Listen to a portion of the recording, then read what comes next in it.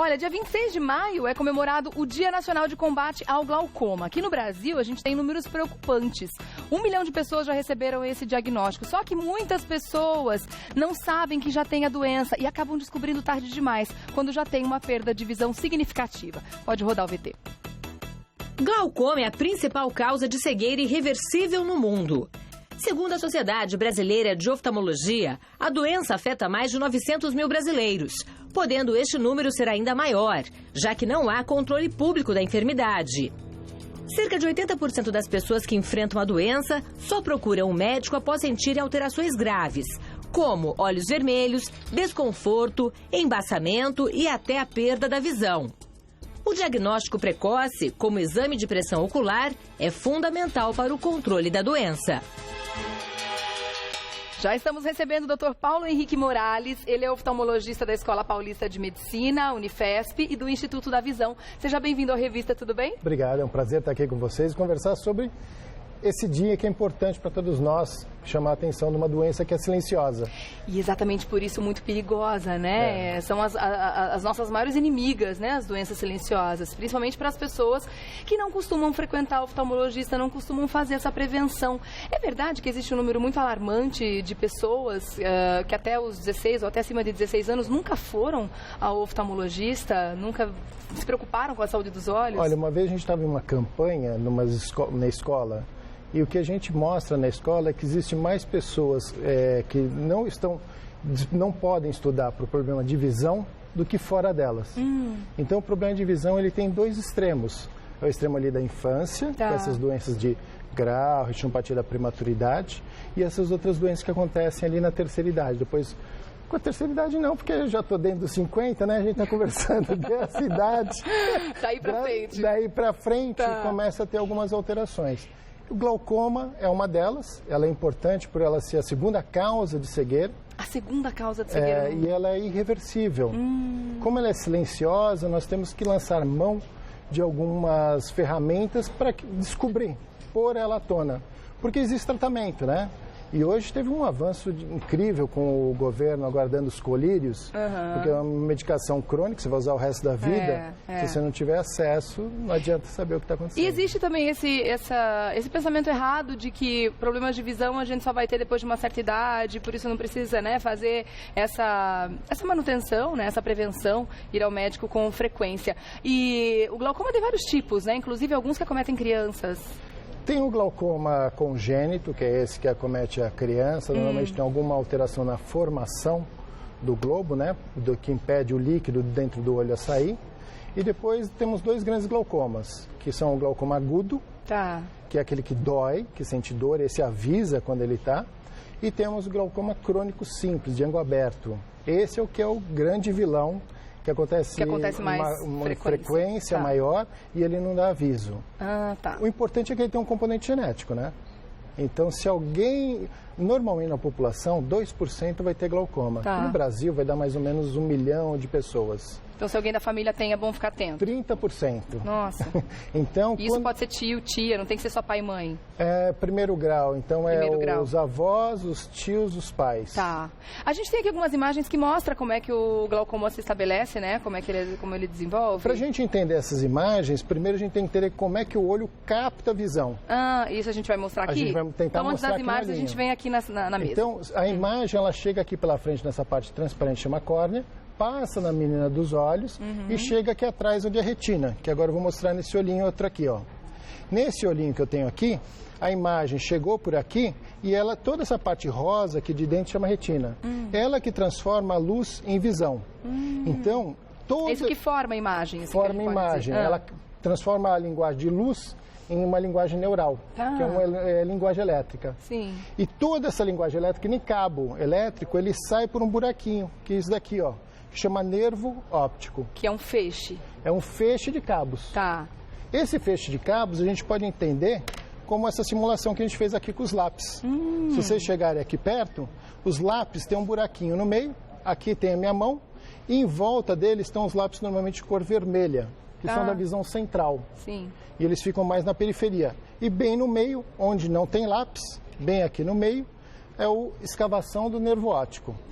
Essa escavação do nervo óptico, esse buraquinho, ele pode acontecer ou porque a minha mão está mais fechada e fica sem espaço, mas vamos imaginar que existe agora um ladrão de lápis.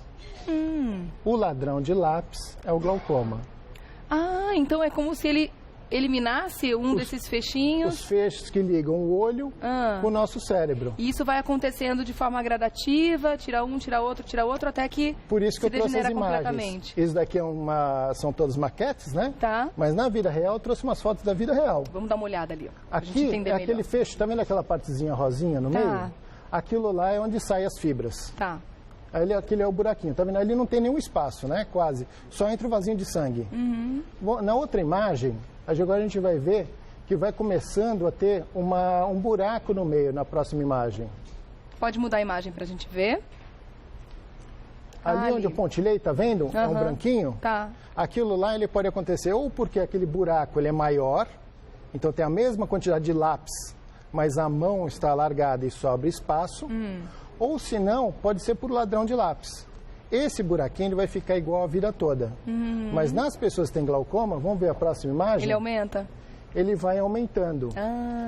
Tá vendo que está maior? Então aquele buraquinho anterior não significa um glaucoma já estabelecido. E nem esse, porque tem aí que é o problema do glaucoma. Existe uma área acinzentada, onde as pessoas podem ter um buraco desse tamanho, mas ele seja por formação da saída do nervo. Pode ser normal, da pessoa. Mas quando ele chega a mais ou menos 70%, aquele buraquinho branco, ele chega a 70% de todo aquele disco róseo que está ali no meio, 30% das pessoas têm glaucoma. Então, nas famílias que têm pessoas com glaucoma, nós costumamos tirar essas fotos. Tá. E qual que é a gente tira a foto? Aí tem que fazer o acompanhamento. Porque ele vai ser uma identificação, ela vai ficar igual a vida toda enquanto ela não tiver glaucoma. E a segunda coisa, qual é o fator mais comum quando tem glaucoma, é que a pressão dos olhos pode aumentar. Tá. Então, a visita anual para tirar essas fotos e medir a pressão do olho, assim a gente consegue tirar todo o silêncio do glaucoma. E os exames? Como é que é feito o diagnóstico? O diagnóstico basicamente são essas fotografias, mais a medida da pressão do olho.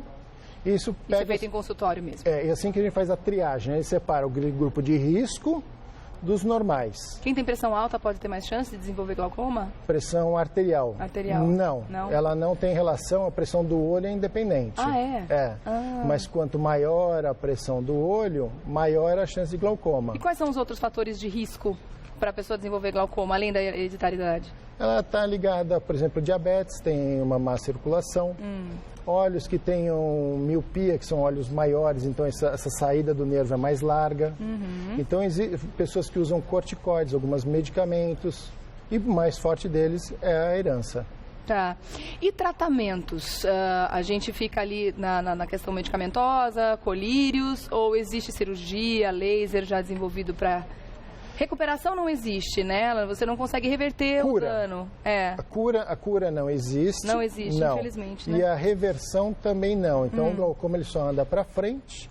O que a gente pode fazer é descobrir ele e parar essa caminhada que ele tem para cegueira. Então, é como se você paralisasse o avanço da doença. E esse é um grande problema que está acontecendo, porque antigamente a gente morria mais cedo. Então, às vezes, a pessoa não chegava a ficar cega pelo glaucoma. E a expectativa de vida, graças a Deus, agora está aumentando. Mas tem as consequências, e daí essas doenças estão começando a aparecer com uma frequência maior. Tá. Mas uma vez diagnosticado e descoberto o glaucoma, existem tratamentos bem eficientes. Hoje temos uma gama grande de medicamentos para isso. A cirurgia, existe uma cirurgia com laser que vai fazer com que durante algum tempo a pressão esteja controlada. A pressão de você que está em casa pode ser medida com um simples visita ao oftalmologista. Importante que quando você vai ao oftalmologista, normalmente você vai fazer óculos de perto, né? Todo mundo vai para óculos de perto. Tá. Esse ninguém escapa. E essa é a idade onde o glaucoma começa a acontecer. Então, quando a gente está com mais de 40, 50 anos, que a gente precisa do óculos de perto, quando vai ao oftalmologista, é bom que o oftalmologista faça 2 exames básicos, né? que uma é medida da pressão e a outra é olhar o fundo de olho. Que você trouxe aqui, né? Esse é para medida da pressão, esse equipamento? Esse daqui é um aparelho, essa pressão ela pode ser feita de várias maneiras. Ali no filme que vocês mostraram, tem um que é ligado a um aparelhinho, mas basicamente todos eles têm essa pontinha aqui, que ela é plana, e a gente mede, através desses numerozinhos que tem aqui em cima, quanto de pressão eu tenho que colocar no olho para deixar essa partezinha plana. Tá. Então a gente encosta isso daqui no olho, como isso daqui fosse o olho da Como pessoa. você vai? Faz de conta que eu sou paciente agora, pode fazer. Então, a gente calibra. Isso precisa de uma preparação antes no consultório, Normalmente a gente pinga um colírio, Tá. para anestesiar, para a pessoa não sentir, e a outra para a lágrima ficar colorida. Ah, tá. E daí a gente consegue ver o anel da lágrima através do visor que tem aqui em cima. Sim. E eu vou Tá. pondo os números aqui até os 2 anéis das córneas se tocarem. Então, isso daqui ele vai na testa, nesse caso, e eu vou chegando esse aparelhinho cada vez mais perto até tocar a tua córnea. Tá. E depois eu vou pressionando aqui e eu vou olhando pelo buraquinho até 2 anéis se tocarem. A hora que ele tocou, eu deixei a tua córnea, que é curva, eu deixei ela plana aqui e eu tenho medida da pressão do teu olho. E com esse aparelho que você consegue essa imagem que a gente mostrou aqui? Você Aquela consegue ter essa imagem visão? é aquela imagem que você mostrou da paciente que põe o queixinho naquele aparelho e tem uma luz azul aparecendo, Tá. é a medida É da esse pressão, exame. Tá. esse exame acoplado. A gente está realmente fazendo aqui um alerta, né, para todos, a prestarem atenção no seu corpo. E não adianta só esperar, muitas vezes, um sintoma aparecer para procurar o médico, para fazer uma prevenção. Como a gente está falando aqui, existem doenças silenciosas, que é o caso do glaucoma, que precisa realmente fazer um acompanhamento. Tem perguntas aqui com relação à hereditariedade. A minha tia tem, é hereditário? É, então precisa realmente correr atrás. Tem outras perguntas que não tem muito a ver com glaucoma, mas eu agradeço a participação de todos aqui. E agradecer também o Dr. Paulo Henrique Morales, que é oftalmologista da Escola Paulista de Medicina, Unifesp, e do Instituto da Visão, que esteve com a gente para alertar para esse importante tema. Obrigada. Eu que agradeço e convido todos no dia 26 lembrar que existe uma doença escondidinha que a gente tem que trazer ela para tona, porque ela não tem poder de cegar uma vez descoberta. Exatamente. Ela é acanhada. Uma vez descoberta, ela fica no tímida. lugarzinho dela. Que bom. Boa notícia. Obrigada, Obrigado. viu, doutora? Até a Prazer foi próxima. meu. Prazer foi nosso, com certeza.